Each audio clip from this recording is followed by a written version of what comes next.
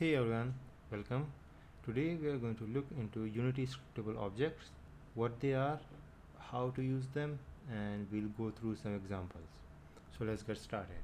First of all, scriptable objects are Unity's way of creating data containers that exist outside of game objects. You can think of them as pure data holders that can be saved as assets in your project and shared across multiple scenes and objects. Unlike mono behaviors, let me create one quickly. So this is a mono behavior. So unlike these, which needs to be attached to like game objects, for instance, main camera is a game object and we attached my script to it.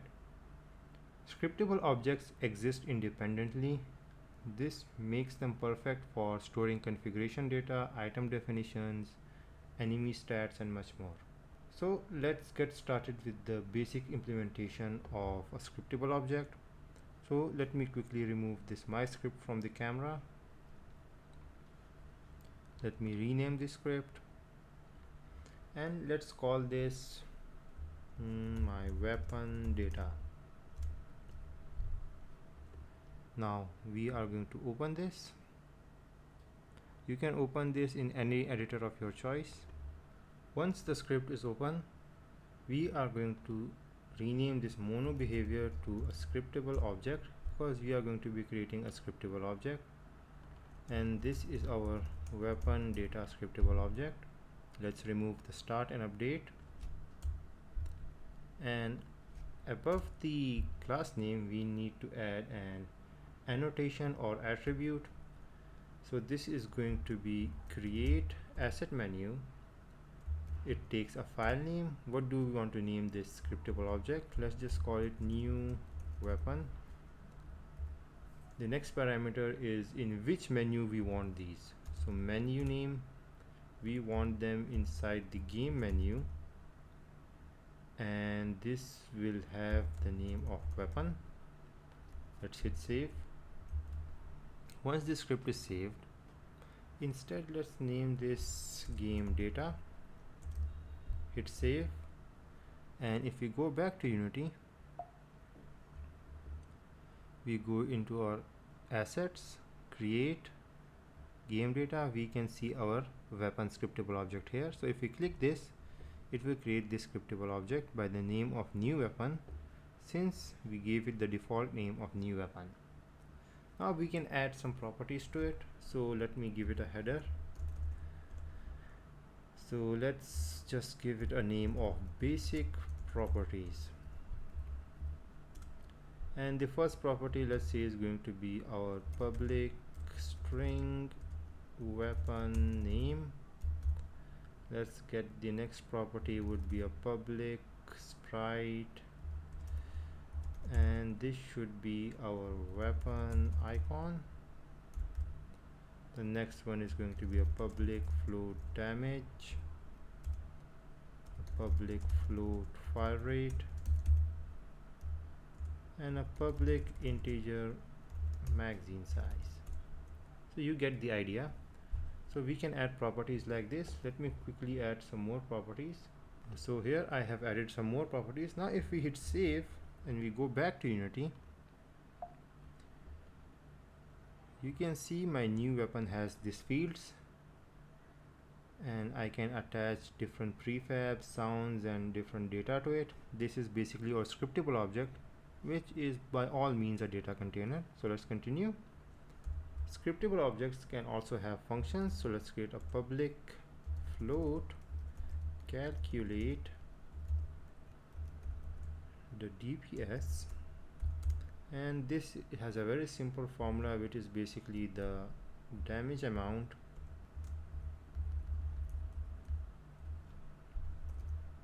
damage multiply the fire rate. And let's add one more function. This is going to be a validate function. So private void on validate. This is simply going to say damage is going to be clamped between 0 dot max 0 and the damage value. Same goes for the fire rate. equals to 0.1 because fire rate cannot be 0, and finally the magazine size, this is going to be between 1 and magazine size. So this is our weapon data container, which is a scriptable object. The way to create scriptable objects is this: you just extend scriptable object, add the attribute create asset menu, give it a file name, a menu name, and it will appear in that menu. So if you go back to Unity, we have our scriptable objects with the different properties over here. Once we have this, now how can we use this, or what's the use of this? So we can use this with our mono behavior scripts, and let's quickly do that. So let's go to create a mono behavior script, and let's call it weapon controller. Open it up. Now inside the script, what we are going to do is, first of all, we need to add our weapon configuration. So let's create a header so everything is neat and tidy in the hierarchy, and we are going to say a serialized field. Serialized field basically means that even if this is private, we can see it in the inspector. We created a weapon data, and we are going to call this weapon data. Here we are going to attach our scriptable object. Another thing we can do is, let's create another header for our runtime components, not configuration, components, and this will basically have serialized field private. First one is going to be my audio source, then we are going to have the shoot point, serialized field private. This is going to be a transform, and let's just call it muzzle point. In the start function, once the script is loaded, let's create a function by the name of initialize weapon. Let's create this. It's going to be a private void initialize weapon, and here we are just going to do some null checks. If the weapon data, meaning our scriptable object, is equal to null, then we are going to show an error, debug.log an error, and simply we are going to say that weapon data is not assigned, and do an early return. After this, we are simply going to say that wait, we forgot to add some fields here. Yes, we forgot to add our private fields: private, float, last fire time, when we fired last time, then the current ammo in the weapon, private integer current ammo, and then inside over here in the start function, we are going to say current ammo equals to weapon data dot magazine size. And if our audio source is equal to null, then we are going to get it, the audio source. And then we are going to create a function to basically fire, private void fire, and last fire time is equal to the current time. This is time.time, and we are going to say current ammo minus minus, and then we say that if weapon data dot fire sound equals to null, is not equal to null, and our audio source is not equal to null, then we are simply going to say that audio source dot play one shot, basically our weapon data dot fire sound.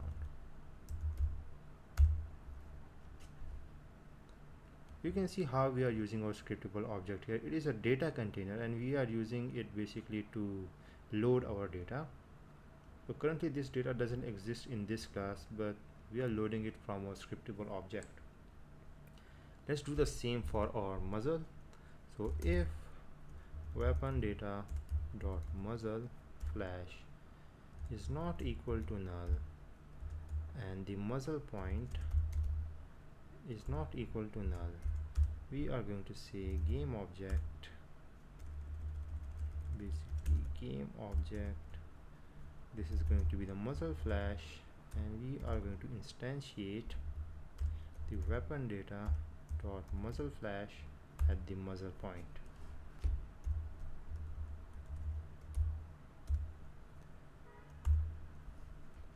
And then after a little while we are going to simply say destroy the flash after 0.1 second, and after this we are going to simply debug a message debug.log, and we are going to say that fired current ammo, we fired and our current ammo is this. Let's create one more function for the reload, private void reload. So current ammo is equal to weapon data dot magazine size, and if our weapon data dot reload sound is not equal to null and our audio source is not equal to null, then audio source dot play one shot, and we are simply going to play the reload sound. Here you can see we loaded the reload sound from our scriptable object. So that's that, and let's create some public properties for UI and other systems. So public string weapon name is equal to our weapon data dot weapon name,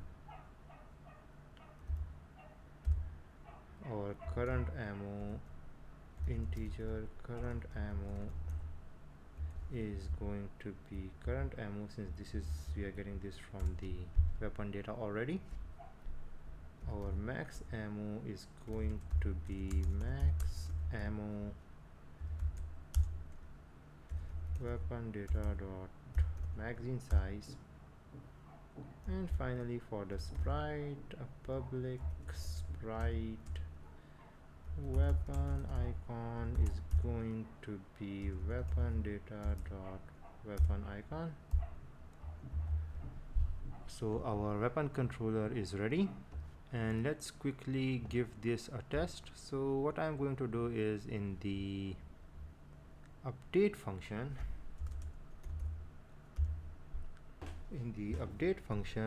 if input dot get key down key code dot a, and we are simply going to fire, and if input dot get key down, let's say key code dot r, we are going to reload. Let's hit save. Let's go back to Unity. As you can see, I didn't assign my new weapon scriptable object to any game object in the scene. So let's assign the weapon controller here. We'll assign our scriptable object to our weapon data or audio source. We don't have an audio source, so let's ignore that, and let's hit the play button, which I didn't assign. Okay, let's assign some values. Damage is going to be 5, magazine size is going to be 10, and weapon name is going to be bazooka. So let's click the save button. And one more thing, in the weapon controller, when we file, let's also display the weapon name, weapon data dot name. So let's hit save. Let's go back to Unity. Okay, one thing I forgot is that we are using the new input system. So let's make it simple. Instead of using the new input system, let's just use the old one. So we need to switch to the old input system. Let's just go to edit, project settings, player. Let's scroll down. There should be a here active input handling. Let's just use the old system, apply. Let's wait for Unity to restart. Okay, we have loaded the old input system. Let's hit the play button, and now if I hit the A key, I should fire. You can see fire. Our current ammo is 9, weapon name is new weapon. So here you can see our ammo was 10, but we fired once, so we have 9 ammo. If I click again, it gets, if I press R, it gets reloaded. If when I clear and I click A again, it should start from 10. So I have 9 ammo, and so on. So these were scriptable objects, a very basic introduction to them, and they are basically data containers, but you can use them any way you want to. They can have functions, you can create event systems with them. We'll dive deep into scriptable objects in the next video. Till next time, stay safe.